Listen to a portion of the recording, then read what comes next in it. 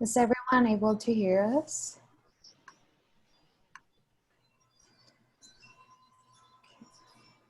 Perfect.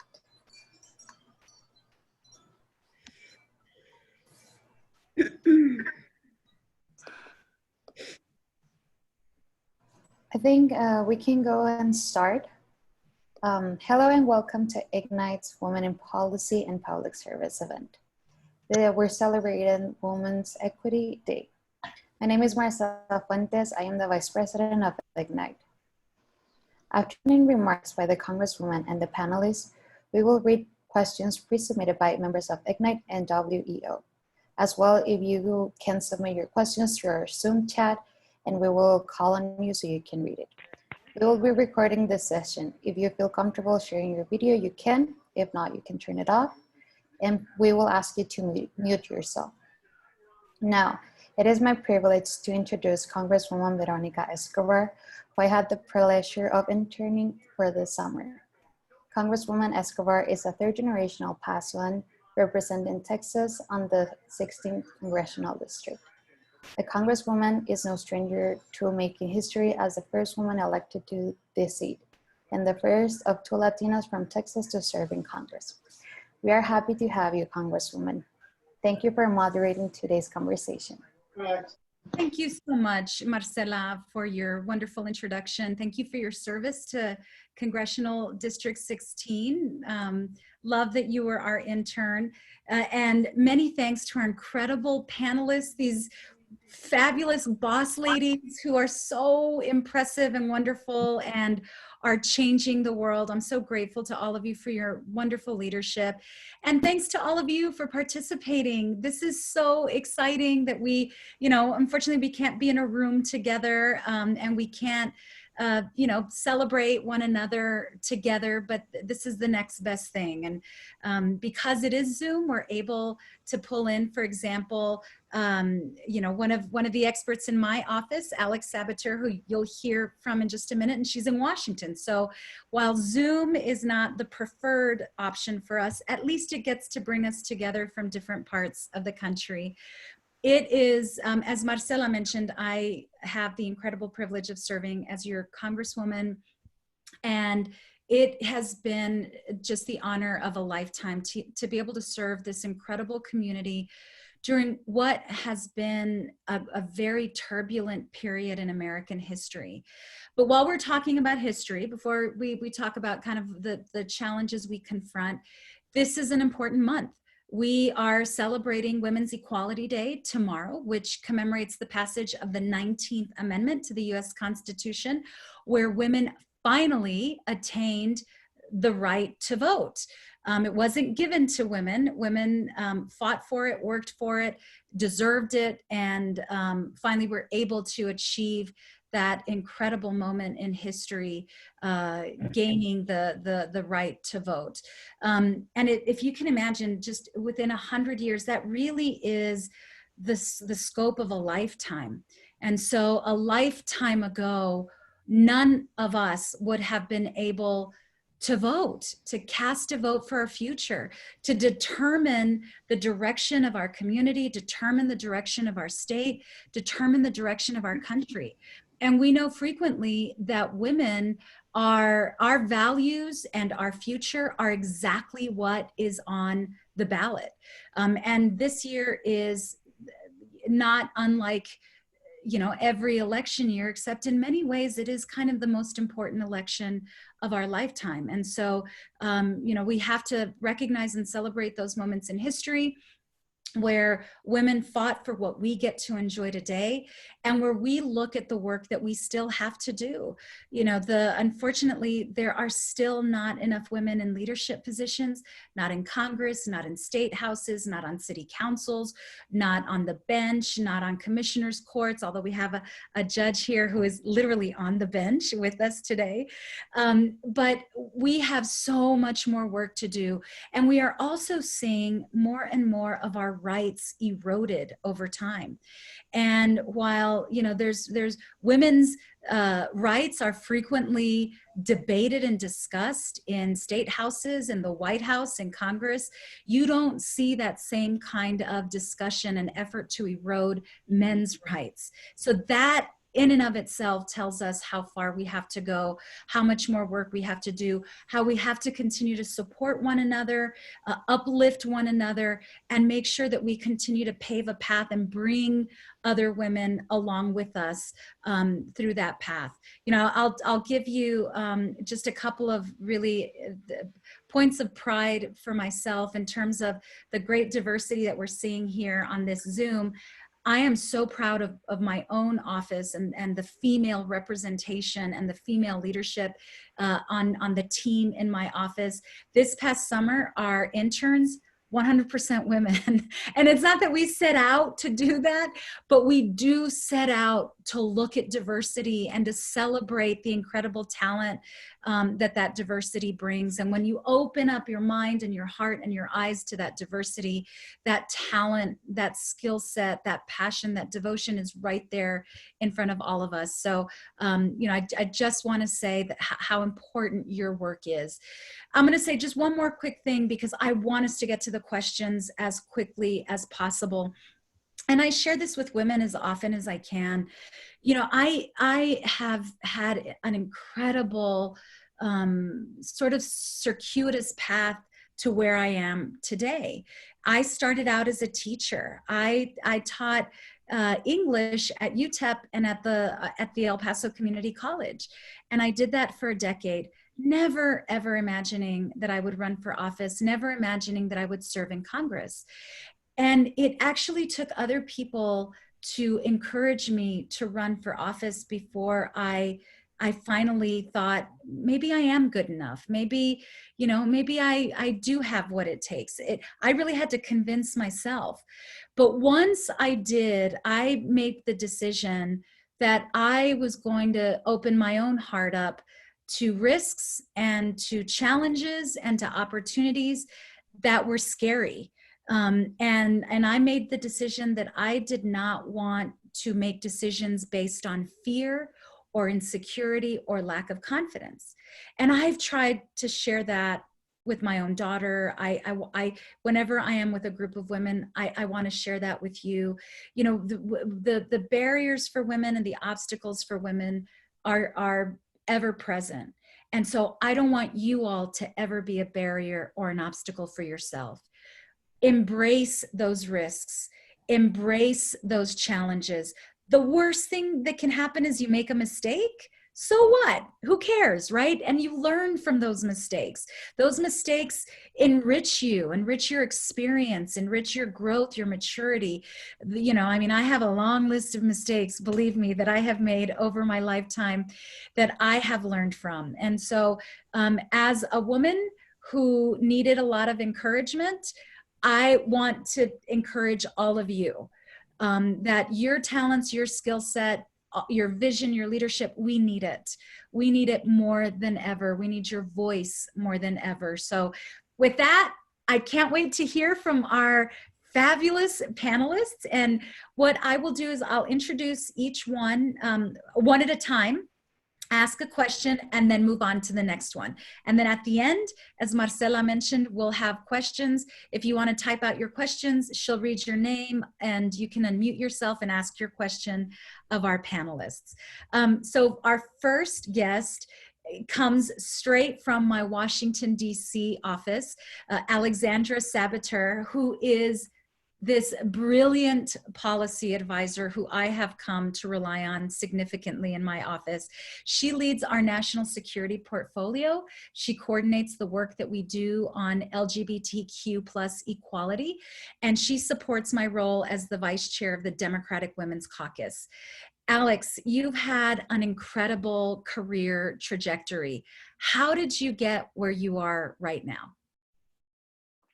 Thank you so much, Congresswoman, and thank you to Ignite and Leo for organizing this. It's always so inspirational to get to spend this time with young women leaders. So as mentioned, I'm part of the policy team covering those issues, and I've served about 5 years now as a congressional staffer, analyzing policy, working to help prepare when we have congressional hearings, and even to contribute to crafting the language that sometimes becomes law. Before coming to Washington, I actually worked as a litigation paralegal, so in the legal field, supporting federal cases, everything from FDA compliance for compounding pharmacies to defense of clients facing federal criminal charges who didn't have money to afford an attorney. And I also was briefly a graduate intern at the Department of Defense while I conducted research for a thesis on Guantanamo Bay. And that's the military post best known for its deeply, deeply problematic detention practices after 9/11, but also entrenched in a history of Caribbean migration politics and failed diplomatic relations with Cuba. So fascinating subject to dig into. I have 100 pages if you ever need to fall asleep at night, let me know. In some ways though, I'm a really unlikely federal employee. I'm the daughter of a Cuban immigrant who grew up in the New York City projects and the granddaughter of a man who escaped a Holocaust concentration camp. Neither of my parents served in government, and growing up, I really didn't know anyone who did. I attended a performing arts high school where Green Day's American Idiot was the soundtrack to our experience. It was full of angst and disappointment with a government we viewed as a monolith and characterized as out of touch with our generational values. That amorphous government that the album railed against and the glimpses of national politics in the headlines felt like something that happened in another universe entirely. But those same values, justice, accountability, and the right to dissent, would later bring me to serve in that very government. And I'm here to tell you that any background, when paired with the desire to serve, to contribute to your community, is a suitable background. My ability to navigate diverse cultures, to bridge perspectives is one I use every day to succeed in my job, and I learned it right at my kitchen table. None of us is just one thing, and the richness of our experiences, the complexity of our identities makes us who we are as strong leaders.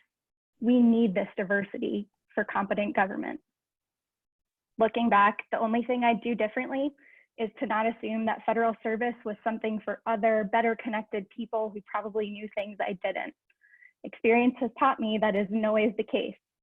So my only advice to you, you're already doing it. Ask questions, talk to folks, find out what the possibilities are, and then go for it. Don't doubt for a moment your ability to contribute. We need you. Alex, that was beautiful. Thank you so much. And footnote, American Idiot is one of my all-time favorite albums. I didn't know that. I have the words to almost every song memorized. I mean, it's wow, wild. Okay, so we've got to talk later about Green Day. Our next speaker is another just incredible powerhouse woman, Raneem Karboji, and she is currently serving as the administrative aide for my city representative and dear friend Alexsandra Annello. She brings with her to that position her previous experience as a community liaison in the Texas House of Representatives. She also founded Ignite in 2017 and remains an active member to this day. Raneem, thank you for your leadership in founding Ignite and such an important organization. Tell us about your role, what you do in your position for the city, and tell us what led up to your work in public service. So thank you so much, Representative, for having me. Yeah, I started off, it all started with a internship or a program that started, it was New Leadership Texas. So that's hosted by the University of Texas at Austin. And they have several programs, a lot of role playing and understanding like the place of women in politics. And I did that back in 2017. And so it was just months after Trump had got elected. And interestingly enough, at the time I was there, it was around June 2017. So that's when the Muslim ban had just been put into place, right? And one of the speakers was the Texas chapter organizer for Ignite. And they were like, you know, you guys should really start a chapter in your college. And I was like, you know what, UTEP does not have anything like this. I am going to bring it down here, right? So I was a nursing major at the time. Now I'm a public health major at UTEP, but I was just like, what do I know about like politics and organization that could bring this to the table? But I think what's unique is at the time, nurses are really compassionate, right, by nature, and it's just about channeling that energy elsewhere. So I knew I wanted to bring that information here and those resources here, and it really did kick off so well, and I'm super grateful. But it all started with a mentor, right? I think one of the biggest parts about getting where you're at, rep, like you mentioned, is someone encouraging you along the way and saying, no, you should be doing this and you can do it, right? And I had a mentor in our academic advisor, Naomi Furtman. I'm sure many of y'all know her, amazing community member. We all love her. We do. Naomi's the best, right? And so I had interned through that connection and like applying with Rep Ortega's office, and I just learned a lot about the inequality with women's healthcare, especially here on the border, learning about maternal mortality rates. And I was like, I helped organize a women's health roundtable while I was an intern there. And I was like, this is exactly where I want to be, right? You know, this education piece, the public advocacy piece. And so from that internship, I later ended up with Rep Ortega's office as a community liaison. And so a lot of the coalition building experience, a lot of the networking, and just a really heart for the community is what ended up landing me with Rep Annello's office. So interestingly enough, I started with Rep Annello as the pandemic began. So I think a lot of things are really different, but it's also really interesting to see how we can continue to be advocates for the community during this time, right? There's a lot of needs that are not being met due to our economy being different and things slowing down, right? A lot of constituents still need a lot of resources and being able to connect them. So I do a lot of scheduling with the representative. I do a lot of community meetings with the representative, a lot of constituent work as well, trying to connect them to the accurate resources. But when I think of how I got here, it really just comes down to that program and taking that risk of, on paper, I don't look anything else like the other applicants, right? Like, this is really interesting. I don't look at like the other applicants. My degree is in health and not politics, right? But taking that risk and having a mentor there to encourage me and to guide me really, really helped to where I'm at today. Wow, Raneem, that's great. And you know, it was something, a common thread between you and Alex is that, and actually the three of us so far, and I'm eager to hear from our panelists as well, but the common thread that we really didn't, we thought we were unlikely candidates for where we are now. And you have to kind of get past that in order to get where you want to go. That's wonderful. Thank you so much, Raneem. Our next panelist, and I'm so eager to hear from her as well, is Cassandra Urrutia. She is the District Director for State Representative Lina Ortega. She is committed to using her past experiences to help advance the health and wellness of her community through equitable policies. Cassandra has worked in the Texas legislature now going on 2 years, and talk about a tough environment. The legislative session is compact, the needs are huge, and to juggle all the needs and demands of a district as complex and wonderful as El Paso takes a lot of talent. So Cassandra, could you share with us what inspired you to work for state government and how you got to your position as district director?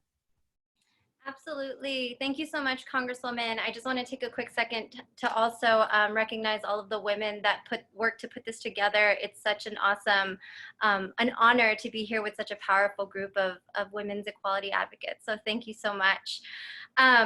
You know, I actually share a lot of similarities with the three of you. I also didn't envision myself being in this role. Had somebody told me that I would be sitting on this panel 10 years ago, I would have been like, no way. There's no way. I originally thought I was going to go into the field of medicine, and that's how I started my education. I was also a nursing major. And it wasn't until about my third year I started to see these patterns in the way that the education was being taught to us. And I noticed that there was this entire component of preventative care that was just missing from the curriculum. And I was also having some experiences with my own health, that I was having these conversations with my healthcare team, and I was seeing the implicit bias that was coming through in those conversations with my own doctors, and the way that they were treating me for being Hispanic and for being a woman and for being young and from being from a certain socioeconomic background. And the care was different. And so it was kind of around that time that I met a young woman who was doing her doctorate degree at NMSU, and her name was Naomi Furtman. And she was teaching a 101 course in community programming. And I just kind of took it on a whim. It was a 1 credit hour course. And I'm like, I'm going to see what this is about. And so I did. And we had this assignment on creating an intervention for a specific population. And that it just blew the doors wide open for me. I was like, oh my God, this is what I'm meant to do. I'm meant to be in the field of public health and prevention and community education. And so I switched gears more than halfway through my third year, changed my degree plan completely, started over, went into public health, and I graduated with my degree, and I worked for the county health department after that for a few years in development and implementation of community programs. And it was then when I really got to see just how inequitable the system really was. I was working in colonias in southern New Mexico, where there's virtually nothing out there. And these folks they have a dollar store to shop at. They have no access to, no transportation to doctors. We were having to bring doctors from the local hospital out to them and, teach them how to manage their diabetes and prevent further complications. And I noticed, it came a point where you can only do so much through programming before you hit a wall with policy. And oftentimes it's funding. We often just didn't have enough to implement effective programs. We did our best, and we had really great outcomes, but it was hard. And so I switched gears to research, and I just kind of jumped and decided I'm going to figure out how to evaluate these programs and teach them how to build their internal capacity to make their programs effective with what they have. Right? Work with what you got. And I worked in Mexico with grantees for the Paso Norte Health Foundation. And it was in that work in coalition building that I met Commissioner David Stout. And he was working on some healthy food financing at the time. And I was introduced to kind of policy through that. And he was the one that told me about the position with Representative Ortega. And he's like, you got to go for this. And so 2 days after that conversation, I interviewed with her, and the rest is kind of history. Her and I just hit it off, and she's like, I need somebody to go to Austin and work with me for session. Would you be up for that? Having 2 babies, my babies were 18 months and about 6 months at the time. I was really hesitant, and I'm like, this isn't me. I don't know if I can do it. But I took the leap of faith. I had a really strong support system, and I did it. And now, I'm with her 2 years later, and I don't regret a single bit of it. And I'm so, so glad that I get to be here with you all tonight. So yeah, that's how I became to be district director for Rep Ortega.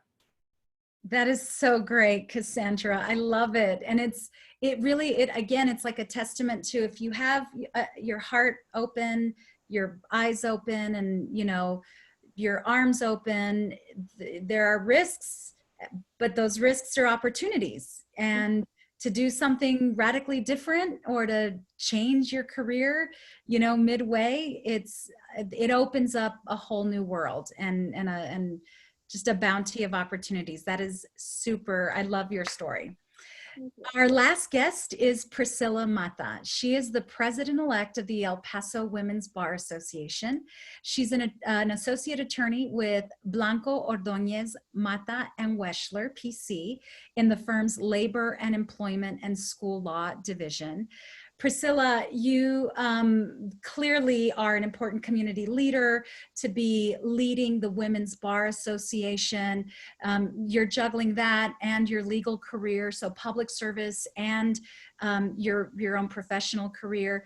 Can you share with all of these incredible women listening and watching how you got to where you are?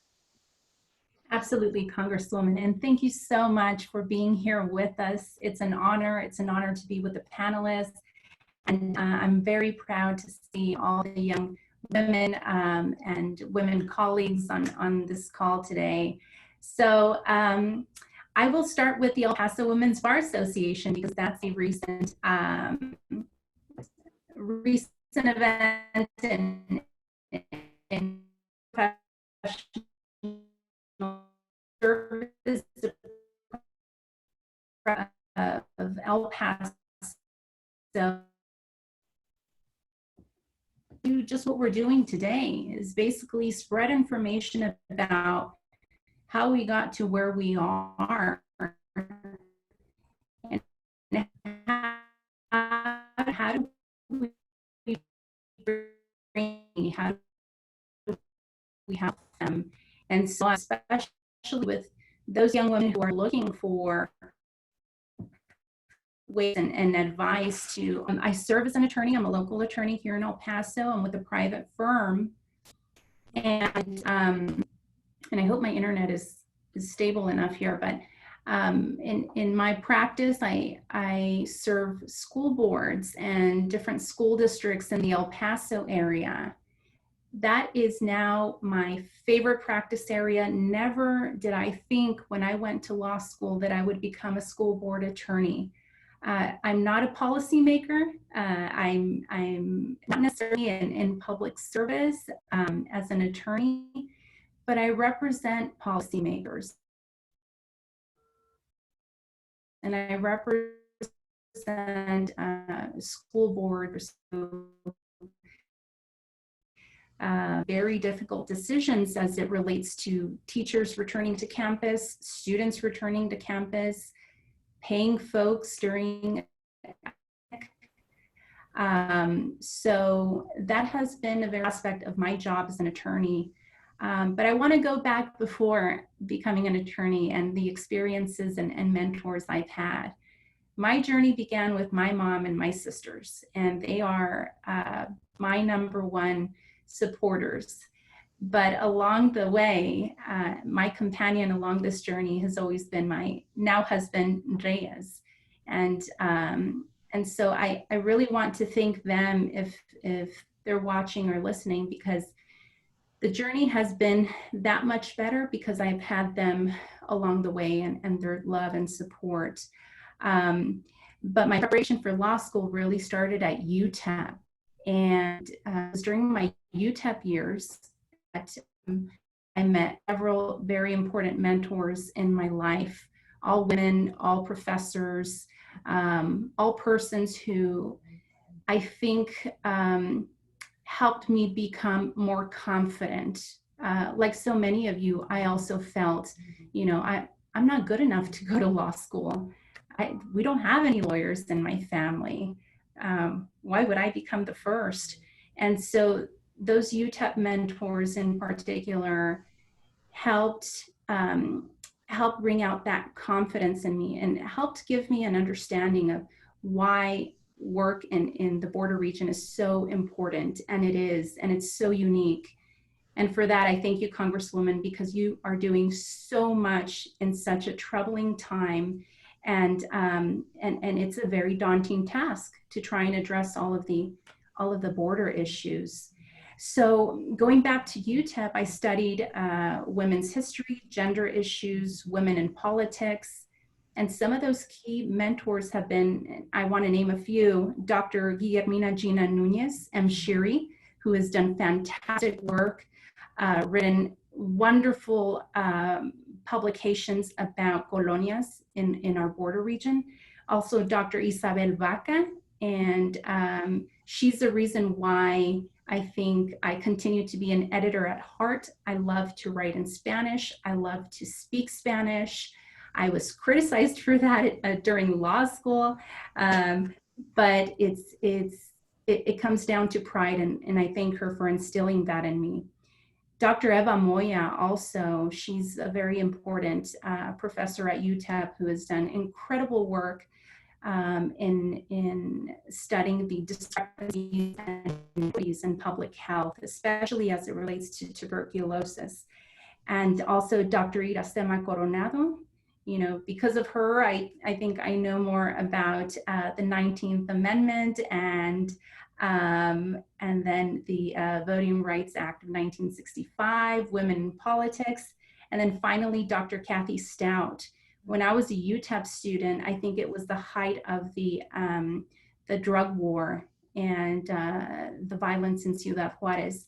So Dr. Kathy Stout was an important academician in that area and still is, even though she's since retired from UTEP. So I want to thank those women for leaving a mark along my journey, and I thank them because they've done so much in their capacity, and they may not know how much they inspired me and others, but certainly they have. So one takeaway I think for the young women who are listening is, in celebration of the centennial of the ratification of the 19th Amendment, do not take for granted what we currently have, because there is still so much more of a fight we have to put forward. And remember this, that even though 100 years ago the states ratified that 19th Amendment, women like me, brown women, Black women, we didn't get the right to vote back in 1920. Native American women weren't even considered citizens in 1920 when the 19th Amendment was ratified. It wasn't until the Voting Rights Act of 1965 that really Mexican American women, Black women were recognized, were acknowledged at the table. And even after that, I know that there were efforts in the state of Texas to try and ensure that women like us were able to cast their votes. So remember this, vote. It's really taken a lot of effort, more than 100 years, certainly. And so it's more important now than ever to do so and exercise our rights to vote. Thank you, Priscilla. You are so right. It is incredible what we take for granted. Literally people who have really devoted their lives, were bloodied, were beaten, were ostracized, were jailed, were killed in order for us to have the right to vote that too many take for granted today. Thank you for mentioning that. And thank you for naming all of those incredible women who made a difference in your journey. I love that you're celebrating them and that you're giving them credit for your success. That's really beautiful. So now we want to take questions from the members of Ignite and the Women's Empowerment Organization. So Marcela, I'm going to hand it back to you so that you can moderate the Q&A portion. Perfect. Thank you, Congresswoman. I'm going to start with the first question. This is going to be directed to Raneem and to Cassandra. And we wanted to ask you, how often have you experienced bias for being a woman in your field, and how have you overcome it? You want to go first, Raneem? Me? Okay, I'll go ahead and go first. You know, I think when it comes with me, I don't exactly have like a ratio as to how many times I experience bias, but I also think the fact that I'm a Muslim woman definitely adds to it, right? Because it's like hijab, which is the covering, is often misunderstood, right? So it's not only like people putting you in your place as a woman, but it's kind of like that added baggage of like, oh, do you really have to wear that? Or like, why can't you blend in already, right? Things like that. So that's really frustrating. But I think bias just comes in so many ways, right? Like sometimes working with a man, it's like you'll say like, oh, I'm going to do this, right? And then they'll say like, oh yeah, you can go ahead and do that, right? It's like this constant, like, it's almost always interpreted as asking for permission, and then like so insanely frustrating. But in terms of bias, I definitely think it has a lot to do with the fact that like I'm obviously a Muslim woman, right? And it's kind of like you get, it's less about me being a woman and it's more me being about a Muslim woman in terms of like, are you sure you have to wear that? Like, you're in America, right? Things like that. And that's really upsetting, right? Because I feel like I already have to prove myself in terms of my work ethic as a woman, right? As compared to like male counterparts who the experience is similar, right? In terms of our education or, you know, different places that we've worked, but it's somehow they're permitted to make more mistakes, or they're given more allowances, or it's like, oh, it's just, you know, a one-off mistake, when it's like you can do the same thing and it's kind of viewed very differently, right? You know, so I think that's pretty much it. But in terms of encountering people, it is very much like, oh, or it brings up a lot of questions about like race and like background, right? Because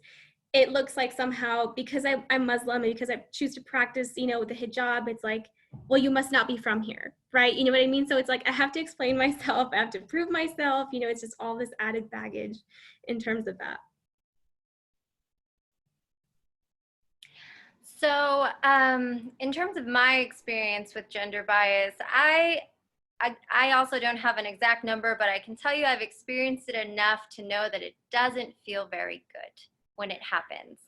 And I think the worst times it's happened to me has been when it comes from another woman, because that often happens where, you know, for some reason, I don't know if it's like a threatened thing, or but it happens amongst women, and it really, it can hurt your feelings. And so something I had to learn how to do was process those before I reacted to what just happened, especially if it was like really blatant. And so I conditioned myself to not be reactive and to kind of take a step back and try to understand where it was that person was coming from. And I also learned how to do that by asking questions like, what is it that I can do better? Like, is there some areas of opportunity that I can work on? Like, how can we strengthen this partnership, right? Because, you know, I've been in some situations in some work settings where it's like, you can't get your job done unless you have the help of your colleagues. And when they are just holding you down, it's not helpful to anyone. So it's like, okay, how do we do this and work together and be effective? Even if you don't like me, even if I'm not the perfect person in your eyes for this position, like, what can I do? And I will try, and so yeah, I've just learned to ask those questions, not be as reactive, and not take it personally. Thank you so much for your answer. We received a question from Sarah. Sarah, do you want to go ahead and read your question? Yeah, this is for Senora Mata. I was wondering if there was, any advice you would want to give to, a young woman wanting to become an attorney. Yeah, absolutely. Sarah, thank you so much for your question. And I'm glad you asked this.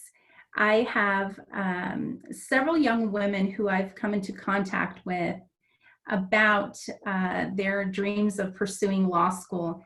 And so I want to say this, first and foremost, I found a mentor. I encourage you to find a mentor. And I'm happy to announce that the Women's Bar is looking to start a mentorship program so that we can connect with young women like yourself. I know there's a young woman, Andrea, on this, joining us today for this call. And I recently met Andrea. She's a high school student. She's looking to pursue law school. And we've had several discussions. And I encourage you all to look for those resources locally. UTEP has a phenomenal law school preparation institute, but it's not, the one and only. There's also national level programs through the American Bar Association. One of them that I can think of is CLEO. I did CLEO, I'm a CLEO scholar, and CLEO's mission is to diversify the legal field so that it starts looking more like you and me. There's more women, there's more Mexican American women. You know, when I went to law school, I was one of 2 brown women out of the whole entire first year of law students. And what the law school did is that they separated us. They put me in one section of first year students, and then they put the other, my colleague, in another section. So it felt very isolating for me. I couldn't quite share my experience with her, and so I encourage you to first look for those local resources, find out more, seek a mentor. Please feel free to contact the Women's Bar. We're on Facebook. Send us your information or send it to Malia, and she'll forward it. And we can discuss all of those different programs and resources out there for you, for women just like you, because there are many. Thank you. Thank you. I will continue with the next question. This is going to be directed to the Congresswoman and for Alex. So in light of the 100th anniversary of the 19th Amendment, what woman in your life has inspired you the most and why? Alex, do you want to go first? Okay. Yeah, this is something I've been thinking about a lot this month as the Dem Women's Caucus staffers and I have thought about how to honor this holiday and thought about the history and, you know, the shoulders that we really stand on as we continue to do this important work. And one of my favorite heroes is Audre Lorde, who is often little known unless you studied women and gender policy and come from that sort of field. But I was really excited to hear her mentioned at the convention. Apparently, she's also the favorite poet of some of our politicians. So that's pretty cool. But why I love her so much is because part of her message is that you get to define yourself. If people in one room see you as a Latina or see you as a woman or see you as somebody who comes from a certain community, that's not on you. You get to choose how you want to be defined and who you are and how you'll operate in the space. And when I first read her work, it was just something that resonated so deeply with me, and not to mention all the civil rights and other work that she did. So just one of my absolute favorites. That's awesome, Alex. I love it. Yeah, you know, it's interesting that you mention a poet. There are so many women writers, and because I taught English, you know, I love writers. So many women who published anonymously and did not get credit for their work because they weren't able to. So I totally appreciate your love of the written word, Alex. The woman who made the biggest impact for me personally was my mom. You know, it may sound hokey or corny, but you know, my mom is like this force of nature and this powerful matriarch at the center of our family. And you know, she learned English when she was like 15 and went on to really do incredible work when I was growing up. You know, she didn't have a college degree, even though she always wanted one, but she and my dad ran businesses. They ran real estate. And I remember my mom doing income taxes every year with an old typewriter and like literally like putting the income tax forms in there and having like her calculator right next to her. Just this incredibly bright woman who could conquer anything. When I was little growing up and our street needed streetlights because it was too dark, she got petitions together and she petitioned her local city government to get streetlights. When you know, she didn't like the way things were going in our school when I was in elementary school, she became PTA president. So you know, she was always a doer, and there was never anything that for her was too much of an obstacle. Like she just didn't have that in her mentality that, you know, oh, I can't do that. And so, and it's so funny, you know, because despite having my mom be that way, you know, I hesitated frequently in my life, second guessing myself, not having enough confidence, or, you know, or always thinking, well, somebody else could be better at that. I should probably support somebody who would be better at that. You know, instead of adopting and fully embracing my mom's kind of like, you know, it needs to get done, so I'm going to do it. And so I think, you know, I feel like later in life, I kind of grew into the type of woman that my mom was my entire life, and is the way she still is. So thanks for that question. Thank you so much, Congresswoman. I'm going to continue with another question. So it's and you, whoever, I was thinking about Priscilla can answer this question, but as well, if someone wants to add a comment, you can do it. What advice do you have for young women looking to start a career in law and or public service? Okay, and is that the same question Sarah had? I'm sorry. It's kind of like the same. It could be just in law or in public service. So what advice do I have to young women? Mm-hmm. Yes.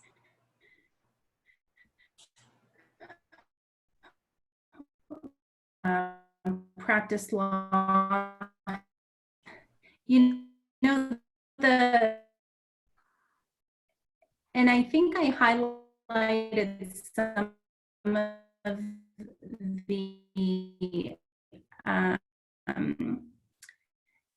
some of the ways that I was in school, being one of us, and so my advice.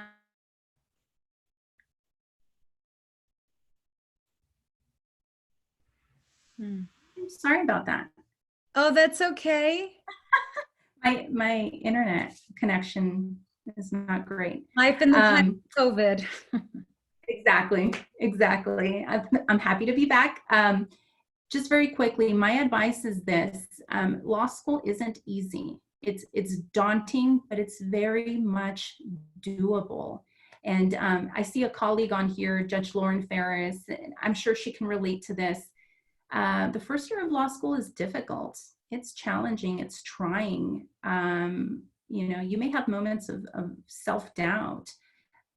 I went to school in a town that was very different from El Paso, and to some extent pretty hostile toward women and minorities. And you know, for example, I had a classmate ask me after class for my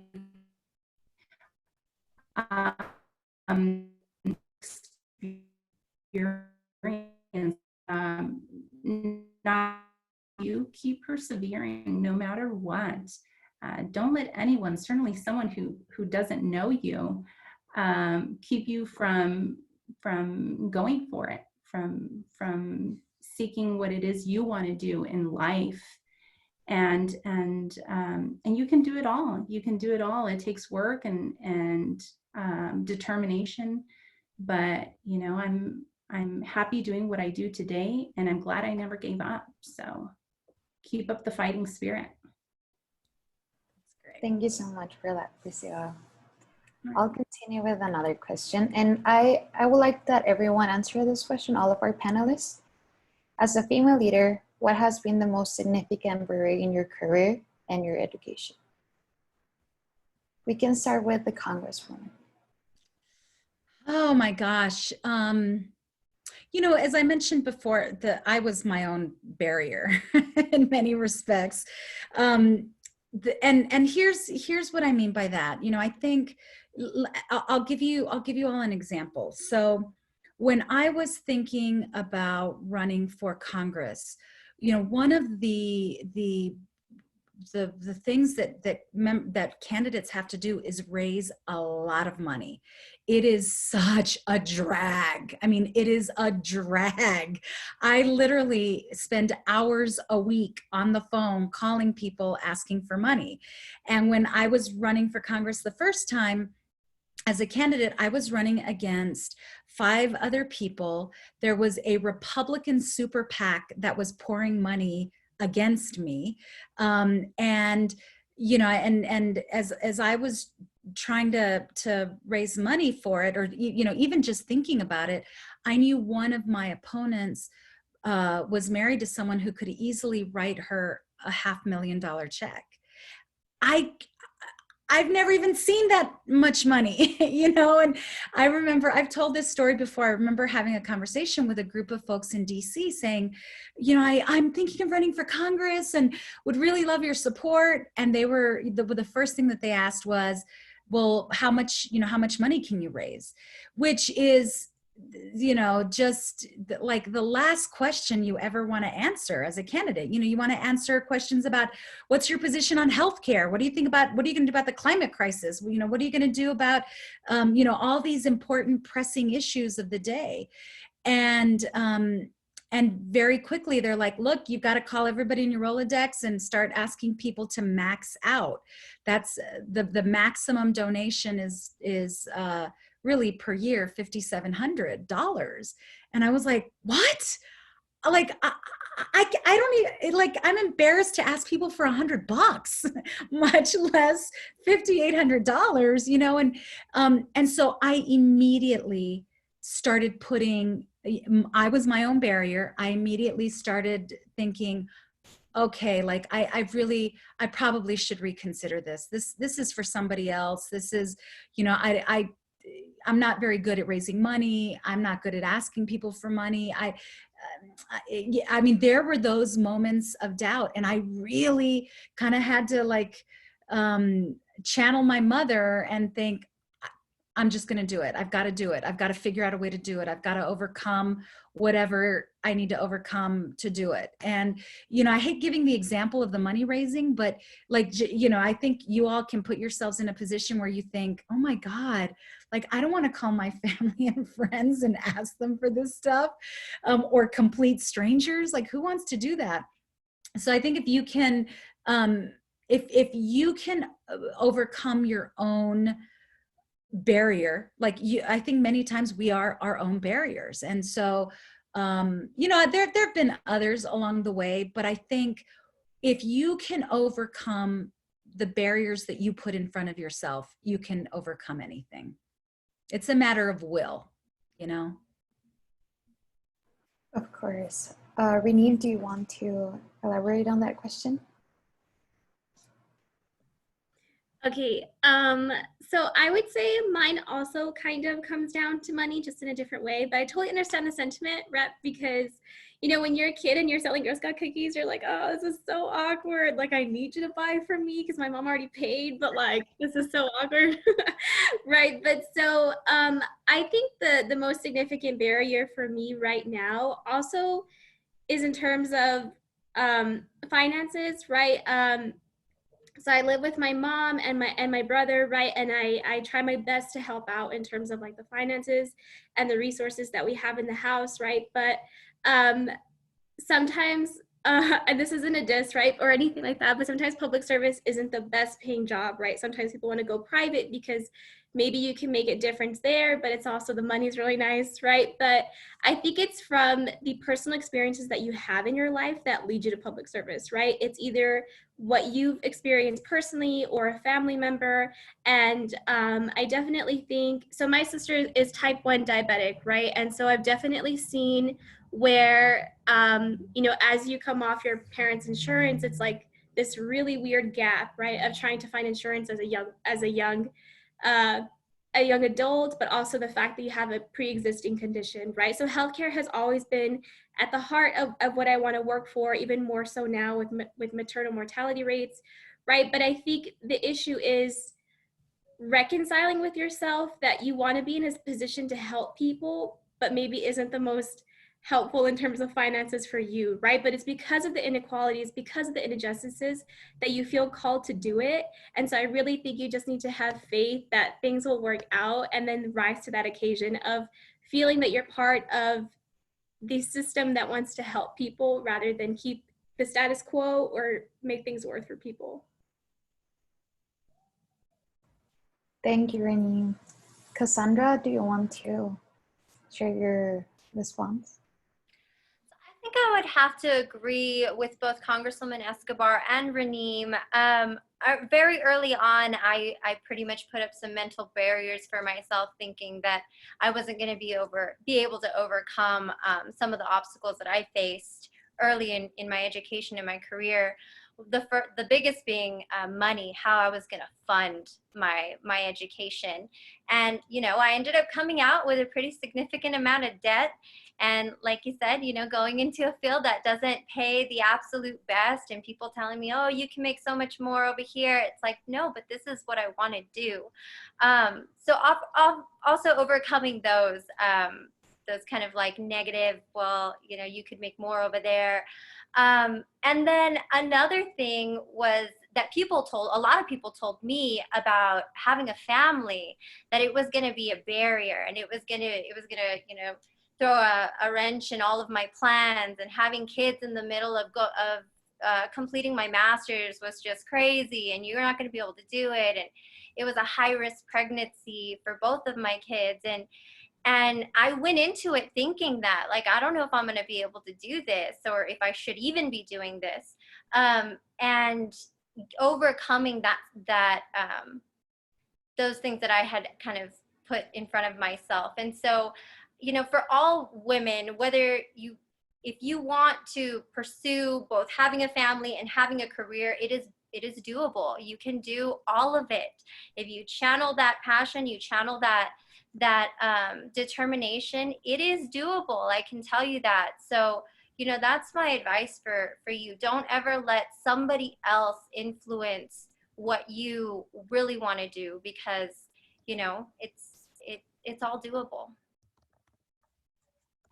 We have one last question. I'm going to direct it to Alex and to Priscilla. Terry asked a question. Terry, do you want to ask your question? Hi, yes.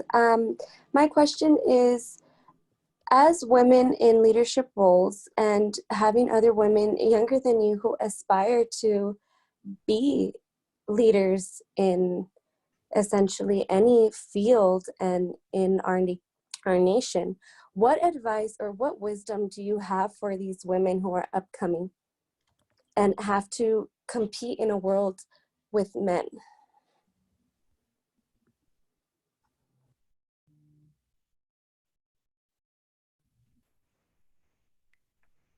Shall I go first? Yeah, go for it, Alex. Okay. Yeah, that's a great question. And I think, you know, the things that we might need support on or need to focus on are different to each of us. But one thing that I would give myself advice on, if I could go back, was just to ask the questions and to figure out the smaller little steps I could be doing along the way.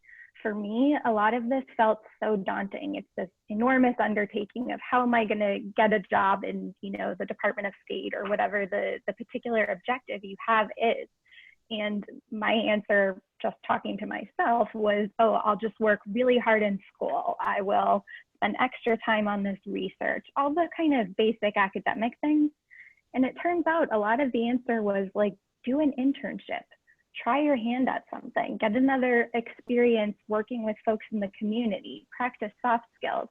And if I had just talked to somebody and gotten a little bit more understanding of what the scope of useful experience would have been, I might have been in a much better place to start earlier. So just feel free to ask those questions. And to add to what Alex shared, and I think Alex earlier told us, you know, we're not defined by our gender. And so my advice to you is don't focus on your gender, focus on your skills. What sets you apart? What makes you unique? What new things do you bring to the table? make space for yourself at the table, even when you're not invited, because most people at the table will be men. And so we need more women, you know, making sure that it's acknowledged where there is a lack of representation of both women and minorities. I think we need to be more vocal about it. And so certainly for me, it took time and experience to garner the confidence and to speak out and kind of push my way forward. But please do so, because that's the only way that we get to raise these concerns and to our communities. So keep doing you and keep up the fight. I know that we need to be conscious with everyone's time, and we have one last question. I don't know if we can still do it. You know, I'm gonna have to run, unfortunately. Yes. Do you want to wrap up? Yeah. And I'm so sorry. I think like we could, honestly, I could hang out with you all night if I could, but I can't. I want to thank all of you so much for spending the last hour with us, and for asking your great questions, and for being inquisitive, and for you clearly, as Alex mentioned at the top of our conversation, clearly you've got the first step down, which is that you recognize the talent and the skill that you have, and you are interested in pursuing it. And so if any of us on this panel can ever be of any support to you, please reach out. You know, these are incredible women who are obviously very successful and obviously very willing to give of their time to help support other women. Marcela, thank you so much. And thanks to Ignite and the Women's Empowerment Organization for putting together this event. It was such a privilege to be with all of you. Really love spending time seeing such a beautiful diversity on the Zoom screens. I want to recognize JP7, Judge Frieds, who is in our chat. If you missed it, she has an internship also. She works through UTEP. She sits on the bench. And so, as Alex mentioned, like, just ask the questions. There's people out there wanting to help you. There's organizations. She knows I ask stupid questions all the time. And so, you know, don't ever be afraid to ask questions and to reach out for help. That's why we're all here. And so with that, Marcela, I'll kick it back to you. And thank you all so much for your leadership and all the beauty that you give our community. Thank you so much, Congresswoman. We have some last words from our president, Ignite president, and Women Empowerment, Brenda. Yes. Hello, everyone. Thank you so much for joining us today. Thank you for all of our wonderful panelists, and Marcy, you did such a great job. My name is Malia McMurray, and I'm currently serving as the president of Ignite UTEP.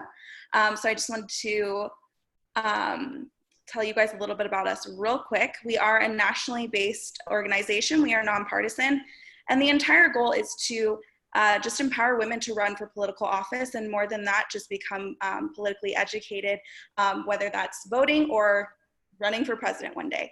So there's a place for everyone within our organization. If you want more information, I'm gonna put something in the chat right now.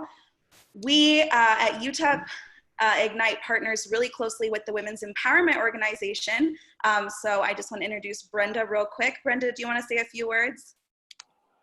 Yes, real quick. Everyone can hear me? Yes? Okay, sorry. Okay, so yeah, I'm really honored and blessed to be, the current president of the Women Empowerment Organization. And we are UTEP to uplift, to support, to empower everyday women, and as well Ignite. So I'm really honored to be here and to hear amazing women, and this is just an honor. Thank you all so much for your kind words, and thank you all the panelists for being here and taking this time to be with us. And we'll see you soon. Thank you. Bye-bye.